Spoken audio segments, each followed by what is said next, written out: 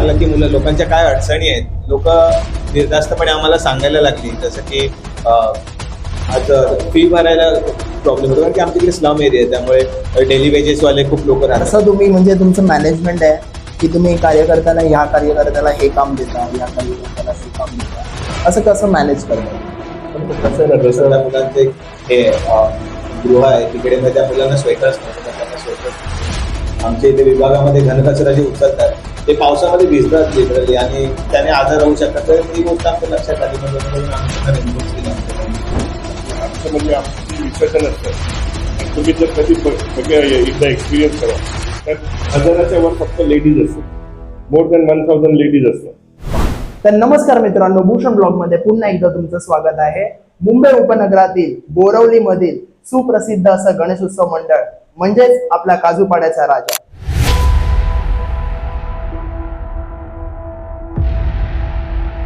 तर या मंडळाचं या वर्षी 49वं वर्ष आहे आणि नेक्स्ट इयर सुवर्ण महोत्सवाकडे यांचं प्रस्थापन होत आहे. तर आपल्यासोबत या मंडळाचे अध्यक्ष अमित सिंग आणि उपाध्यक्ष जयदीप आज आपल्यासोबत आहे. तर आपण या इंटरव्ह्यूला स्टार्ट करूया. तर दादा, माझा तुम्हाला पहिला क्वेश्चन आहे, या मंडळाची सुरुवात कशी झाली? हे जे आपलं मंडळ आहे ते आम्ही 1978ला सुरुवात केलेली. त्यात कसं होतं की तेव्हा आमचे ते ना जास्त उत्सव नाही व्हायचे. म्हणजे जे आपल्या महाराष्ट्राचे जे उत्सव बोलतो आपण, महाराष्ट्राचे म्हणजे, आणि इथे काय ना, इथे खूप प्रमाणात कोकणी माणसं आहेत. मग त्यांना सगळ्यांना आता कसं गावी कुणाचा गणपती असतात, मग काय होतं की फक्त आता सगळे ते काम करायचे. मग कोण भाऊ गेला किंवा मुलगा गेला किंवा बायको गेली तसा व्हायचं. तर त्यावेळी सगळ्यांनी ठरवलं की आपण एक सार्वजनिक आपल्यासाठी एक गणपती इथे आणू या विभागात आणू. मग तेव्हा आमचे मोरजकर, राजू माळी, मामुलकर, रुपे असे खूप ज्येष्ठ नागरिक आहेत. त्यांनी एकत्र येऊन मग गणेशोत्सवाची स्थापना केली आणि अशा प्रकारे ते गणेशोत्सव चालू झाला. पहिले ते कोणताही पक्ष किंवा काही नव्हतं, लोक नवीन राहायला आले, त्यामुळे सर्व लोक एकत्र यावी. जी लोकमान्य टिळकांची ज्यांची होते की सर्वांनी एकत्र यावं, ती संकल्पना आत्मसात करून आमच्या ज्येष्ठांनी 1978 साली गणेशोत्सवाची मंडळाची स्थापना केली आणि तेव्हापासून हा आमचा 49 वर्षाच्या परंपरेचा इतिहास आहे. तर दादा, दरवर्षीचा देखावा तुमचा असणार आणि प्लस तुमचं मंडळाचं जे गणेश मूर्तीचं मॅनेजमेंट आहे, म्हणजे तुम्ही कुठला मूर्तिकार चूज करताना किंवा कुठल्या मूर्तिकारकडे कधी परत दुसऱ्या मूर्तिकाराला स्विच करायचं असेल तर तुम्ही असं कधी निर्णय घेतलाय, म्हणजे असं कधी मॅनेजमेंट मध्ये? मग पहिला कसं होतं, पहिला आमची मूर्ती आम्ही लोकल इकडे औरीपाडा म्हणून एक विभाग आहे, तिकडनं आम्ही घ्यायचो. जेव्हा आम्ही 78ला सुरुवात केली, 85-86 पर्यंत आम्ही तिकडनं घ्यायचो. मग आमच्यातलं कोण एक कार्यकर्ता त्याने बोलले की आपल्याला लालबागला चांगल्या मूर्त्या बनतात, चांगल्या मूर्त्या भेटतात तसं. मग त्यानंतर आम्ही गेलो विजय खातूनकडे. मग तेव्हा आम्ही बोरेलीला विजय खातूनकडनं मूर्ती आणणारा म्हणजे खूप कमी मंडळ होते. मग आम्ही तेव्हा सुरुवात केली खातू साहेबांकडनं. आणि हे कुठल्या वर्षामध्ये तुम्ही, म्हणजे कुठल्या वर्षी असं विजय खातून? अराउंड 85-86. हा, म्हणजे खूप अर्ली आम्ही ते सुरुवात केली की आम्ही विजय खातूनकडनं ती मूर्ती आणतो आणि खूप वर्ष आम्ही ते खातू साहेबांची मूर्ती, आता ते नाही पण ते त्यांचं जे योगदान आहे ते अप्रतिम आहे. आणि त्यांना सगळे गुरु आणि हे बोलतात ना, जसं God of cricket Sachin Tendulkar आहे, तसं या फील्डमध्ये विजय खातू साहेब आहेत तसं. मग नंतर आम्ही हळूहळू थोडे चेंजेस, कारण काय ते ट्रॅव्हलिंग लांब पडायचं, पुराणा रात्री जायचं, खूप लांब पडायला लागलं, मग ते प्रॅक्टिकल झालं नाही. नंतर आम्ही दुसरे काय हे बघितले आणि देखावाने बाकी सगळे आमची आता हे 12वं वर्ष आहे. मी स्वतः मंडळाचा अध्यक्ष असून 12 वर्ष मीच मूर्ती स्पॉन्सर करतो, पण मी कधी मूर्ती बघायला जात नाही आणि आजपर्यंत गेलो नाही. ते मी माझ्या कार्यकर्त्यांवरती आणि पदाधिकाऱ्यांवरती सोडतो. ते छोटी पोरं आमची आणि ते सगळे जाऊन, कारण त्यांना एक उत्साह असतं की आम्हाला असं पाहिजे तसं पाहिजे. मग माझं पर्सनली त्याच्यात असं की ठीक आहे, त्यांना ते वाटतं ते करू दे, म्हणजे ती मजा वेगळी आहे त्यांच्यासाठी. बरोबर. मग काय असतं की अध्यक्ष म्हणून तुम्हाला असं वाटेल की कधी कोण इथे इंटरफेअर करतोय, कोण तिथे. आणि जर मी उद्या माझ्या मनात, म्हणजे माझी पर्सनल हे की मी जाऊन बोललो नाही अरे मूर्ती अशी नको तशी पाहिजे, मग ते अध्यक्ष म्हणून पण होईल. आणि अध्यक्ष तर मी आता झालो, पहिला अध्यक्ष नव्हतो तेव्हा पण मी 9 वर्ष मंडळाला मूर्ती स्पॉन्सर केली. मग ते जयदीप आणि आमची सगळी टीम ते सगळी पोरं जाऊन डिसाईड करतात. मी फक्त आगमनाच्या दिवशी आमच्या जातो आणि पहिल्यांदा तेव्हा मूर्ती बनवतो. आणि देखाव्याचं पण हे सगळे आपले सगळे मंडळाचे कार्यकर्ते. मंडळाचे कार्यकर्ते सगळी पोरं. ऍक्च्युली कसं आहे की नंतर विजय खातू साहेबांनंतर आम्ही उपनगरामध्ये चांगले मूर्तिकार शोधत होतो. हम्म. तर विजय खातू साहेबांच्या तालमीखाली तयार झालेला त्यांचा एक शिष्य होता, अनिल बाईंग म्हणून आहे, कांदिवलीला बरं. त्यांचा कारखाना आहे. बरोबर. आणि त्यांचं पण पहिलं वर्ष होतं, त्याने जस्ट चालू केलेलं आणि आम्ही त्या वर्षी त्यांना भेटलो गेलो आणि ते 2011 आणि आज 2026 आम्ही मूर्ती त्यांच्याकडनंच घेतो. त्यांच्याकडनं. म्हणजे 16 वर्षाचा आमचा आणि त्यांचं रिलेशन आहे आणि एक बोलतात ना, एक विश्वास, एक नातं बनलंय आता की ते घरातल्यासारखं नातं बनलंय. आणि मॅनेजमेंटचं बोलेल, देखावा बोलेल की प्रत्येक मंडळामध्ये एक आर्किटेक्ट असतो चांगला, कला. तर त्या बरोबर. मुलांची कला फक्त बाहेर आणायची असते आपल्याला. तर जसं आमचे अध्यक्ष आहे त्यांना माहिती आहे की कोणता मुलगा काय करू शकतो, तर त्या मुलावरती आम्ही जबाबदारी देतो की तुला हे करायचं. जसं की देखावा, ते देखावा करणारी मुलं, ती आमची टीम आहे, ती मुलंच तेवढी त्याच्यामध्ये इंटरफेअर करतात, बाकी त्याच्याशिवाय तिसरा माणूस त्याच्यामध्ये जाणार नाही. जसं की आमच्या गणपतीची ट्रॉली आहे, आमचा हर्षद म्हणून आहे, तो एकटाच 100% ट्रॉली बघतो, कारण की पूर्ण त्याच्याकडे असतं जबाबदारी. अशा प्रकारे ग्रुप्स बनवून आमचे अध्यक्ष सगळ्यांना जे आहे ते काम वाटून देत आहेत. ते मॅनेजमेंट होऊन सगळं परफेक्टली होत असतं विसर्जन. बरोबर. तर खूप इम्पॉर्टंट हा वाला क्वेश्चन हा यासाठी आहे कारण ह्यामध्ये बजेटिंग आणि तुमचा वर्गणीचा हा खूप मोठा इम्पॉर्टंट असा क्वेश्चन आहे. तर तुमच्या मंडळाचा म्हणजे बजेटिंग आणि तुम्ही वर्गणी म्हणजे तुम्हाला स्पॉन्सरशिप किंवा असं काही. बजेटिंग मध्ये आमचा सर्वात मोठा प्रॉब्लेम, मी स्वतः एक मोठा बिझनेसमॅन आहे, मुंबईत इस्टॅब्लिश बिझनेसमॅन आहे. मग काय असतं की मी खूप स्पॉन्सर आणू शकतो इकडे, पण आमचं कसं ना, हे विभाग जरा आत पडतो. म्हणजे हे मेन रोड वरती नाही किंवा मेन एरियामध्ये नाही किंवा पॉलिश एरियामध्ये नाही तसं. मग त्यामुळे आम्हाला थोडी अडचण आहे त्यात येतात.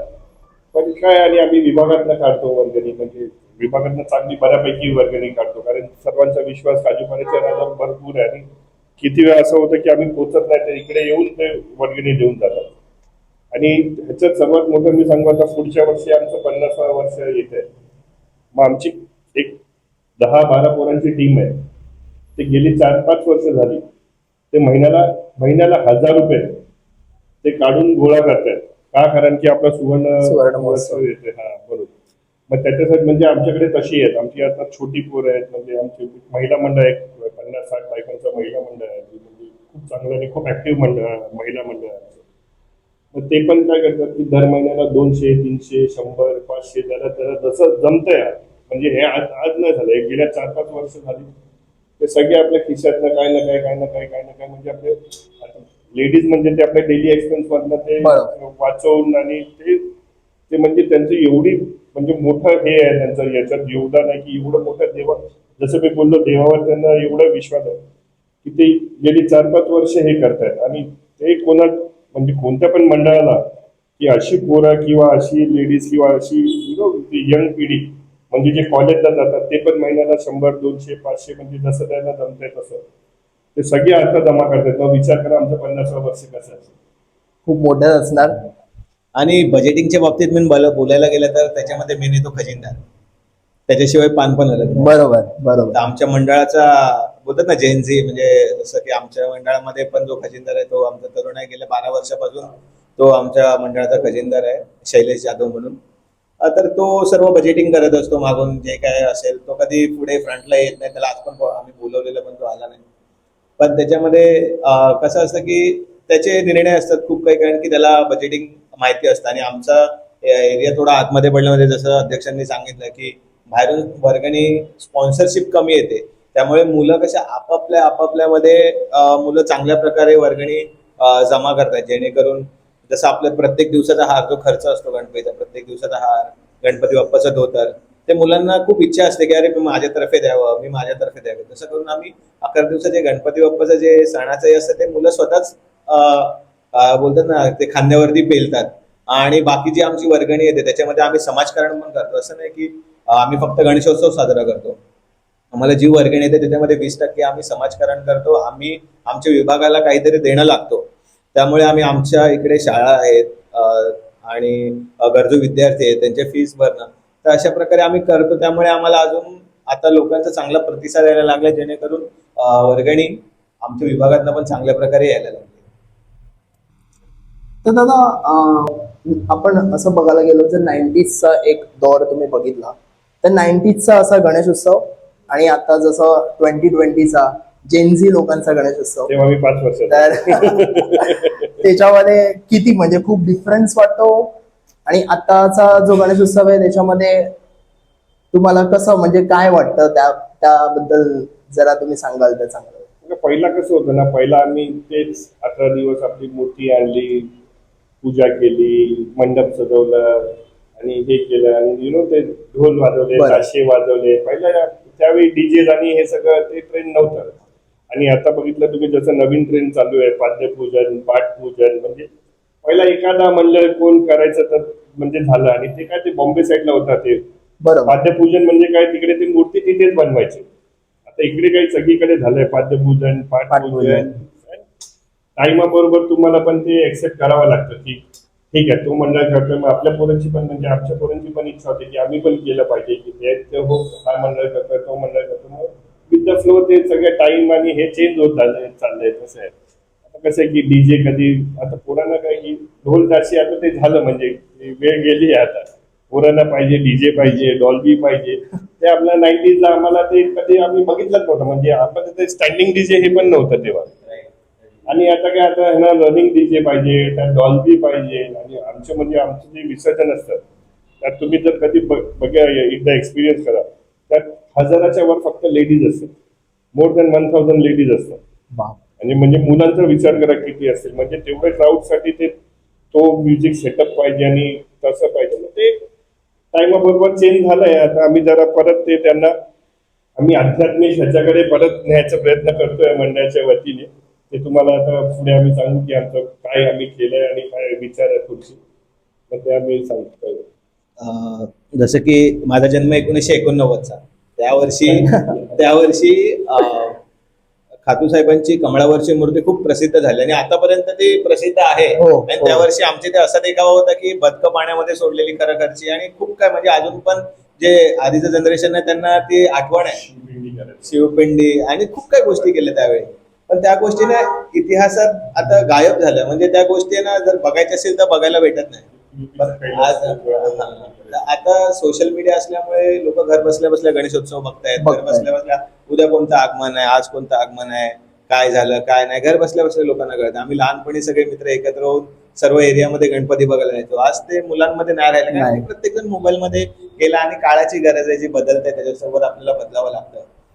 आणि तुम्हाला अजून एक गोष्ट नमूद करेन की उपनगरामध्ये जेव्हा डीजे हा कन्सेप्ट चालू झाला तेव्हा पहिला डीजे हा या गणेशोत्सव मंडळामध्ये पहिला डीजे लागलेला. आणि तेव्हा म्हणजे खूप महाग होतं डीजे, पण तेव्हा याच मुलांनी म्हणजे अध्यक्ष तेव्हा त्यांनी सर्वांनी एकत्र पैसे जमा करून डीजे सेटअप केला. मी लहान होतो त्यामुळे मला एवढं नाही माहिती, पण या मुलांनी डीजे आणलेला आणि आम्ही जोरदार नाचलेलो कारण की पहिलं वर्ष होतं आणि उपनगरामध्ये पहिला डीजे वाजलेला तो. तर दादा तुमच्या मंडळाचा असा एक किस्सा जो तुम्ही कधीच विसरू नाही शकत, म्हणजे असा काही क्षण किंवा असा काही किस्सा की अजून पण तुमच्या तो लक्षात आहे.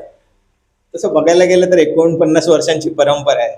प्रत्येक वर्षी काही ना काही असा किस्सा येत असतो की तो पुढच्या वर्षी आपण आठवत असतो, हसत असतो, मजा करत असतो. पण एक मंडळाच्या दृष्टीने आणि सकारात्मक दृष्टीने बघायला गेलो तर मागच्या वर्षाने पहिल्यांदाच आमच्या अध्यक्षांच्या माइंडमध्ये आलं की आपण काहीतरी समाजाला देणं लागतो, तर आपण असं काहीतरी वेगळं करूया. आगमनाला की ढोल ताशे तर सर्वच ठेवतात, पण आपण असं काहीतरी वेगळं करूया की जेणेकरून ते भक्तिमय वातावरण होईल आणि आपल्या लोकांना एक बोलतात ना की जे तिथपर्यंत त्या गोष्टीपर्यंत जाऊ शकत नाही ते इकडे अनुभवता येईल त्यांना. तर अध्यक्ष आमचे खूप स्वतः इकडचे वाराणसीचे आहेत, त्यामुळे त्यांना गंगा आरतीबद्दल खूप काही माहिती होतं. तर त्यांनी मीटिंग घेऊन आम्ही ठरवलं की आपण गंगा आरती करूया. रिस्पॉन्स काय येईल कसं येईल आम्हाला खरंच काही माहिती नव्हतं. आणि आम्ही प्रयत्न केले, ऍड केल्या, खूप काही गोष्टी धावपळ केली. मुलांनी खूप मेहनत घेतली, मंडळाच्या प्रत्येक कार्यकर्त्याने मेहनत घेतली आणि दिवस रात्र आम्ही त्याच्यासाठी झटलो की तो कार्यक्रम सक्सेस व्हावा. खूप म्हणजे त्यांनी स्वतःचे कॉन्टॅक्ट लावून त्यांनी कुठून तिकडनं वाराणसीचे भटजी आपल्या इथे आलेले, पहिल्यांदा मुंबईमध्ये प्रथमच गंगा आरती हा सोहळा पार पडला मागच्या वर्षी. आणि दुसरी गोष्ट की जसं अध्यक्षांनी मग सांगितलं की आमचा एरिया खूप आतमध्ये पडतो, त्यामुळे एवढा बरोबर. आमच्या मंडळाची दखल घेतली जात नाही, कारण की लाईमलाईट मध्ये नाहीत तेवढं. पण त्या वर्षी माझ्या मते मराठी चॅनल्सवाले सगळेच्या सगळे मराठी चॅनल्सवाले आणि सोशल मीडिया आलेले, आणि नाही म्हटलं तरी एक 10,000 एक पब्लिक होतं गंगा आरती बघण्यासाठी. बापरे. 10,000 एक. तुम्ही आमच्या सोशल मीडियावर व्हिडिओ पण बघू शकता की कशा प्रकारे त्यांनी म्हणजे पब्लिकने रिस्पॉन्स केलेला आम्हाला. आणि ते बोलतात ना की ती महिन्याभराची मेहनत आमची फळाला आलेली, की लोक खुश झालेली, प्रत्येक जण नाव काढत होतं विभागात. म्हणजे वाराणसी पर्यंत मी पण स्वतः जाऊ शकत नाही ती गंगा आरती बघण्यासाठी, कारण की वेळ नसतो कामामध्ये.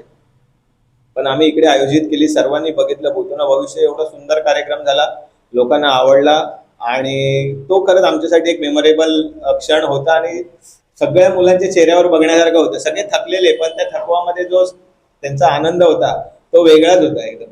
तर दादा, गणेशोत्सव म्हणजे फक्त 11 दिवसाचा असा सण नसतो.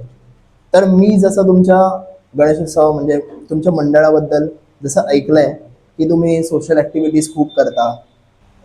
सर्वप्रथम तर सोशल ऍक्टिव्हिटीज हे आमच्या इकडच्या मुलांना ही कन्सेप्टच माहिती नव्हतं की काय असतं, आपण समाजाला काय देणं लागतो. पण हळूहळू आम्ही पण लहानाचे जसं की बोलतो ना, आमचा जन्मच इथला आहे, तर खूप काही गोष्टी अशा होत्या की त्याच्यामध्ये आम्हाला सॅक्रिफाईस करावं लागलं. त्यामुळे जसं की मुलांना खूप खूप पुढे शिकायचं होतं, पण शिकू शकले नाही. खूप असं कल्चर असं होतं की शिक्षणाचं महत्त्व नव्हतं. बरोबर. तर प्रथम म्हणजे आम्ही जेव्हा आलो मंडळामध्ये, तेव्हा आमचं पहिलं ध्येय तर तेच होतं की विभागातला एक पण मुलगा हा पैशासाठी निरक्षर राहिला नाही पाहिजे. त्यामुळे आम्ही सुरुवात आमच्या विभागापासून केली, आणि आम्ही तो कल्चर चालू केला. तेव्हापासून चांगला रिस्पॉन्स यायला लागला. कळायला लागलं की लोकांच्या काय अडचणी आहेत. लोक निर्धास्तपणे आम्हाला सांगायला लागली, जसं की आज फी भरायला प्रॉब्लेम होतो, कारण की आमच्याकडे स्लम एरिया आहे, त्यामुळे डेली वेजेसवाले खूप लोक राहतात. तर त्यांच्या मुलांना त्यांची इच्छा असते की इंग्लिश मिडियमला चांगल्यामध्ये शिकावं, पण कधी कधी असा प्रयत्न की त्यांच्याकडे पैसे नसतात फी भरायला पण. तर मग आम्ही ठरवलं, जसं की आमचे अध्यक्ष आहेत, आधीचे अध्यक्ष, सर्वांनी या शिक्षणाला म्हटलं की आपण आता समाजकार्य करूया, आपण आपल्या विभागासाठी काहीतरी देणं लागतो. मग आम्ही स्कॉलरशिप चालू केली. मग आम्ही 10वी आणि 12वी मध्ये ज्या मुलांना पहिलं स्टार्टिंगला 75 होत्या, आता 85च्या वरती ज्यांना भेटतात त्यांना आम्ही स्कॉलरशिप देतो. प्लस विद्यार्थ्यांचा गुणगौरव करतो. कोणत्या विद्यार्थ्यांना जसे की फी भरता येत नसेल त्या विद्यार्थ्यांना आर्थिक मदत केली जाते. आमच्याकडनं जेवढं होतं तेवढं आम्ही त्यांना हेल्प करतो. तसेच विभागामध्ये आमच्या खूप काही असे पेशंट्स असतात की त्यांना मदत लागते, तर त्यांना पण आम्ही म्हणजे मदत करतो. आम्ही तसेच झेडपी शाळांना जे काय जसं की उमंग युथ एक आहे, त्यांच्यासोबत टायअप केलं आम्ही, आणि त्यांच्यासोबत आम्ही त्या झेडपी शाळा होते तिकडे आम्ही प्रिंटर्स वाटले, स्पीकर्स दिले, बॅग्स दिल्या. आमच्या आदिवासी म्हणजे वसईला आमचं एक छोट्या मुलांचं एक हे गृह आहे, तिकडे मग त्या मुलांना स्वेटर्स नव्हतं, मग त्यांना स्वेटर्स दिले. आमच्या इथे विभागामध्ये घनकचरा जे उचलतात ते पावसामध्ये भिजतात लिटरली, आणि त्याने आजार होऊ शकतात. तर ती गोष्ट आमच्या लक्षात आली, म्हणजे जेणेकरून आम्ही त्यांना रेनकोट्स दिले आमच्याकडनं. एक तर असे वेगवेगळे उपक्रम आम्हाला जसे जमतील तसे करत असतो. फक्त आमच्या अध्यक्षांचा आमच्या वाटेवरती हात असतो, त्यामुळे बाकी काय उपक्रम करायचेच आहेत. आणि जसं की आता आम्ही हे 49 वर्ष आहे, 50 वर्षात आम्ही पदार्पण करणार आहे. तर आमचं एक यावर्षी आम्ही ठरवलंय की आम्ही 50व्या वर्षी 50 उपक्रम करणार. तर आमचे ऑलमोस्ट 6 उपक्रम ऑलरेडी झालेले आहेत, आणि पुढचे उपक्रम आम्ही आता आमचे चालू झालेले आहेत, लाईनअप मध्ये आहेत. ते हळूहळू आता स्टार्ट होणार. ते वर्षभर तर आमचे उपक्रम असणार आणि असतात, कारण की कसं असतं की कोणाला कधी मदत लागेल सांगता येत नाही. आज जर आम्ही मदत केली तर तो आमच्या मंडळाला 2 वर्षांनी किंवा जो मुलगा मोठा होईल तेव्हा सांगेल की या मंडळाने मला स्कॉलरशिप दिलेली, तो आमच्या मंडळाशी जोडेल. बरोबर. तसं की आज त्या मुलांना पण कळलं पाहिजे की हे मंडळ फक्त गणेशोत्सव, कारण की आता खूप नेरेटिव्ह पसरवले जात आहेत की बाबा फक्त इव्हेंट करतात, डीजे वाजवतात, त्यांना शो शाईन करायचा असतो. तर त्या गोष्टी जे बोलतात ते त्यांना ते दाखवण्यासाठी की आम्ही पण ह्या गोष्टी करतो. आणि मंडळामुळे मुलं एकत्र असतात, आणि मुलं एकत्र असतील तर ते काही करू शकतात. तर दादा, मंडळाचा खूप इम्पॉर्टंट पार्ट म्हणजे ते असतात कार्यकर्ते. तर तुमच्या कार्यकर्त्यांबद्दल कसं तुम्ही म्हणजे तुमचं मॅनेजमेंट आहे की तुम्ही कार्यकर्त्याला ह्या कार्यकर्त्याला हे काम देता, या कार्यकर्त्याला हे काम देता, असं कसं मॅनेज करता तुम्ही? कसं आहे ना, जसं जयदीपने आता थोडा वेळ अगोदर मेन्शन केलेलं की आमचा एक मुलगा म्हणजे दर मंडळात एक असतो कलाकार. मग आम्हाला देवाने 5-6 कलाकार दिले आहेत. मग कोण पाठपूजन करतो, कोण मंडपाचं सुशोभीकरण करतो, एक आमचा मुलगा आहे जो फक्त फक्त ट्रॉलीचं काम करतो. मग तशी आमची पोरं. आणि मी स्वतः अध्यक्ष नाही, मी यांचं म्हणजे मित्र, भाऊ आणि कार्यकर्ता म्हणून मी स्वतः यांच्याबरोबर कामं करतो. म्हणजे सर्वात इम्पॉर्टंट ते की मी स्वतः यांच्याबरोबर मी स्वतःला पण कार्यकर्ताच असं मोजतो आज पण. म्हणजे देव लहानपणापासून कार्यकर्ताच आहे आम्ही. म्हणजे देवापासून आम्हाला पप्पा आम्ही म्हणजे लहानपणी घरातनं बाहेर आलो की आम्हाला मंडपच दिसायचा गणपतीचा. मग अजून मी आजपर्यंत मी मला स्वतःलाच कार्यकर्ता, स्वतःला पण कार्यकर्ताच हे करतो. एक आमची पोरं म्हणजे जसं बोललो की एक पाठपूजन करतो, एक आमचं गणपतीचा देखावा करतो. जसं आमचं एक खजिनदार आहे ते बोललं तसे एकदम स्पेशलिस्ट आहे हे. मग आमचं ते फंडिंग पासून जसं फंड मॅनेजमेंट झालं त्यापासून ते बॅनर प्रिंटिंग पासून ते सगळे डिझायनिंग, बॅनर कधी येणार कधी लागणार ते म्हणजे मला याचा अध्यक्ष किंवा कार्यकर्ता म्हणून ते सगळं बघायची गरजच पडत नाही. म्हणजे आमची टीम एवढी स्ट्रॉंग आहे.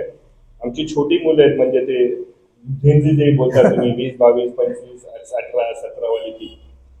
तर ती मुलं पण आपलं जे त्यांना ते ड्युटी असते म्हणजे आरतीपासनं ते रात्रीचं जेवणचं मॅनेजमेंट. आमची 11 चक्रात रात्र पोरांना आणि बायकांना सगळ्यांना जेवण म्हणजे नाश्ता असतो. शेवटच्या दिवशी महाप्रसाद म्हणजे सर्व प्रॉपर जेवण असतं तसं. मग ते आमची सगळी छोटी पोरं ते सगळं मॅनेज करतात. ते आम्ही धोतर, हार, फूल हे म्हणजे आम्हाला बघायची गरजच लागत नाही. म्हणजे तसं आहे म्हणजे वेल ऑर्गनाइज यू कॅन से की मंडळ तसं. राईट. आणि आम्ही आहोतच, जिथे कमी पडलं तिथे जयदीप आहे, मी आहे, म्हणजे सगळी आमची कमिटी आहेतच तिथे. आणि कार्यकर्त्यांबद्दल जसं तुम्ही विचारलं की आमचे कार्यकर्ते खूप हौशी आहेत. म्हणजे बजेट असेल ना त्याच्या डबल बजेट कसं बनवायचं ते आमच्या कार्यकर्त्यांकडनं शिका. म्हणजे ही खरी गोष्ट आहे. आणि जेएनजी त्याच्यामध्ये सर्वात पुढे आहे. त्यांना सर्व काही गोष्टी हव्या असतात पण एक बजेटिंग असतं की जो आमचा खजिनदार आहेत आमचे ते तिकडे कापून टाकतात.